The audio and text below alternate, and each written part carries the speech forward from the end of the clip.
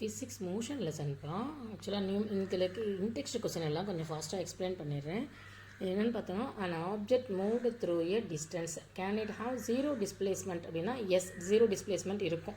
If எஸ்னா support வர if object வந்து ஒரு சர்க்குலர் பாத்தில் மூவ் ஆகுதுன்னா it complete one rotation the displacement is zero அப்படின்னு போட்டுக்கலாம். இந்த ஃபார்மர் கொஸ்டினுக்கு நான் தனியாக ஒரு வீடியோவே போட்டுட்டேன். ஓகேவா? Third question, which of the following is true? It cannot be zero. Displacement வந்து cannot be ஜீரோவா அப்படின்னா இல்லை, டிஸ்பிளேஸ்மெண்ட் ஜீரோவாக இருக்க சான்ஸ் இருக்குது. இட்ஸ் மேக்னிடியூட், டிஸ்பிளேஸ்மெண்ட்டோட மேக்னிடியூட் வந்து கிரேட்டர் தென் டிஸ்டன்ஸ்னு கொடுத்துருக்காங்க. எப்போதுமே டிஸ்பிளேஸ்மெண்ட் வந்து ஷார்ட்டராக தான் இருக்கும். அந்த கம்பேர் ஈக்குவலாக இருக்கலாம், இல்லைனா டிஸ்பிளேஸ்மெண்ட் வந்து லெஸ் தான் இருக்கும், கிரேட்டர் தானே இருக்காது. அதனால் இதுவும் ஃபால்ஸ். ஓகேவா? 3 கொஸ்டின் முடிஞ்சு தான். இல்லை இந்த எக்ஸாம்பிள் கொஸ்டின்லாம் தயவு செஞ்சு நீங்களே பார்த்துக்கோங்க. கூட இங்கே ஆன்சரே இருக்குது. அதனால் அது கொஸ்டினை புரிஞ்சு நான் எக்ஸ்பிளைன் பண்ணியிருக்கேன்.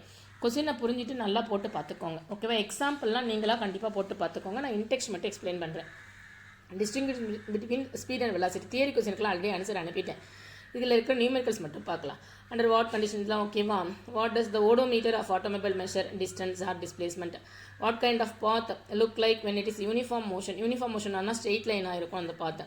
During experiment a signal from spaceship. கொஸ்டினை நல்லா படிச்சுக்கோங்கப்பா. Reach the ground station 5 minutes time கொடுத்துருக்காங்க. மினிட்ஸ்லேருந்து அது மினிட்ஸ் டைம் இருந்துச்சுன்னா அவர்லேருந்து time is equal to 5 minutes. அதுக்கப்புறமா ஸ்பீடும் கொடுத்துருக்காங்க, நமக்கு டிஸ்டன்ஸை கேட்டிருக்காங்க. ஓகேவாப்பா? எப்படி போடணும் அப்படின்னு பார்த்தோன்னா 5 minutes. அந்த எப்போதுமே நமக்கு ஃபிசிக்ஸில் வந்து யூனிட்ஸ் முக்கியம்ப்பா. டைம் எப்போதுமே செகண்ட்ஸில் தான் வச்சுக்கணும். மினிட்ஸில் கொடுத்துருந்தாங்கன்னா செகண்ட்ஸாக மாற்றுறதுக்கு × 60, அப்போ செகண்ட்ஸில் மாற்றிக்கிட்டோம். ஸ்பீடும் கொடுத்துருக்காங்க, மீட்டர் பர் செகண்டில் தான் கொடுத்துருக்காங்க. இதுக்கு இன்கேஸ் இது கிலோமீட்டர் பர் ஹவரில் தான் மீட்டர் பர் செகண்ட் தான் மாற்றணும். இப்போ டைம் தெரியும், ஸ்பீடு தெரியும், டிஸ்டன்ஸுக்கான ஃபார்முலான ஸ்பீடு × டைம். அப்படியே ஸ்பீடை டைமால் மல்டிப்ளை பண்ணணும். பவர் அப்படியே வச்சுக்கலாம். 3 × 300 900 × 10⁸. இந்த 10 எப்போதுமே நமக்கு வந்து பவர் நோட்டேஷனில் தான் எழுதணும். அதனால 900 9 × 10² பிரிச்சுக்கலாம். இது ஒரு 10⁸. இப்போது பவர் பேஸ் சேமாக இருக்கிறதால பவர் அப்படியே ஆட் பண்ணி 9 × 10⁻10 மீட்டர்னு போட்டுக்குவோம். டிஸ்டன்ஸ் வந்து மீட்டரில் போடணும். இவ்வளோ தான் இந்த கொஸ்டின் முடிஞ்சிச்சு.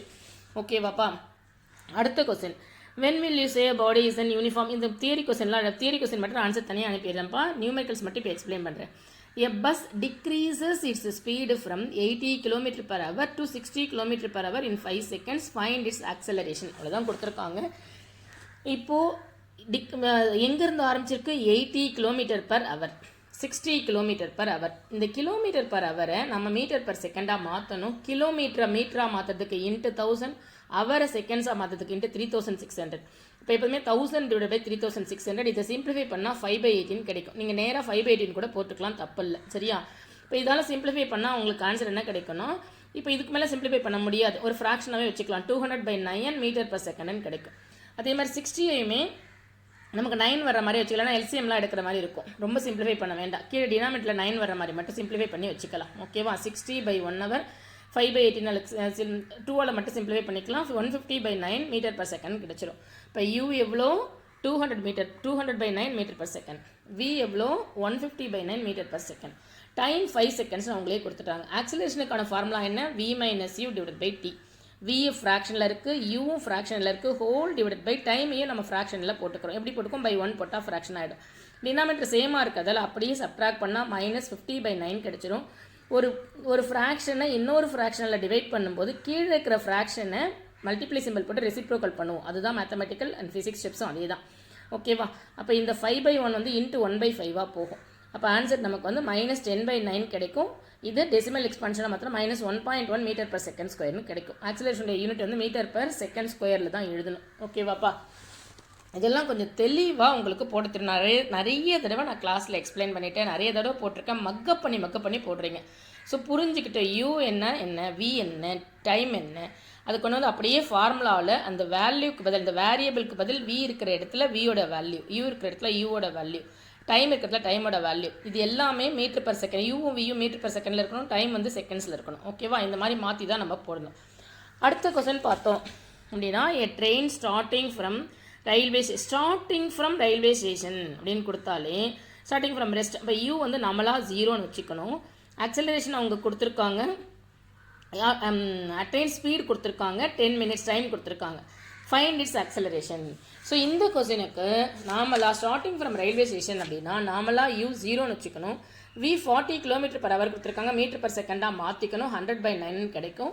டைம் வந்து 10 மினிட்ஸ் கொடுத்துருக்காங்க, செகண்ட்ஸில் மாற்றிக்கணும். அதுக்கப்புறம் அதே same formula a is equal to v minus u divide by t, ஒரு ஃப்ராக்ஷன் மைனஸ் 0, திருப்பி இன்னொரு ஃப்ராக்ஷன். ஒரு ஃப்ராக்ஷனை இன்னொரு ஃப்ராக்ஷனை டிவைட் பண்ணும்போது கீழே இருக்கிற ஃப்ராக்ஷனை மட்டும் மல்டிப்ளை சிம்பிள் போட்டு ரெசிப்ரோக்கல் பண்ணால் ஆன்சர் கிடைக்கும். ஓகேவா? அடுத்த கொஸ்டின் பார்த்தோம் அப்படின்னா இதோட முடிஞ்சிருச்சு. அடுத்த கொஸ்டின் வந்து ஃபுல்லாகவே தியரி கொஸ்டின். இந்த 4மே தியரி கொஸ்டின், ரொம்ப ரொம்ப ரொம்ப ரொம்ப important. What is the nature of the distance time graph uniform and non uniform? Uniform மோஷனாக இருந்தால் டிஸ்டன்ஸ் டைம் கிராஃபாக இருந்தால், யூனிஃபார்ம் மோஷனாக இருந்தால் ஸ்ட்ரெயிட் லைனாக இருக்கும், நான் யூனிஃபார்ம் மோஷனாக இருந்தால் கர்வ் லைனாக இருக்கும். இதை மட்டும் எழுதுனா போதும். ஓகேவாப்பா?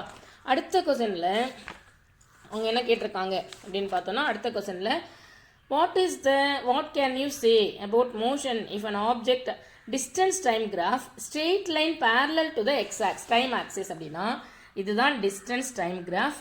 இதில் இந்த ஸ்ட்ரெயிட் லைன் வந்து எக்ஸ் ஆக்சிஸ்க்கு பேரலாக இருந்துச்சுன்னா, டிஸ்டன்ஸ் மாறவே இல்லை, இப்படி இருந்தால் அது ரெஸ்ட்டுன்னு அர்த்தம். இதே டிஸ்டன்ஸ் டைம் கிராஃபாக இருந்தால் ரெஸ்ட்.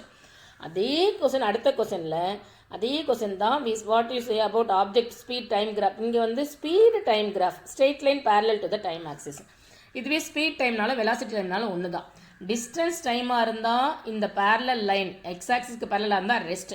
இதே வெலாசிட்டி டைம் ஆர் ஸ்பீடு டைமாக இருந்தால் இப்படி பேரலாக போச்சுன்னா அது வந்து யூனிஃபார்ம் மோஷன் ஆர் யூனிஃபார்ம் ஸ்பீடுன்னு சொல்லுவோம்.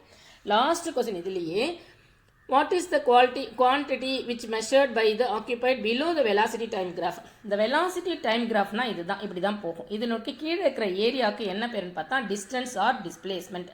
அவ்வளோதான். இவ்வளோ கொஸ்டின் நம்ம எக்ஸ்பிளைன் பண்ணியிருக்கோம்.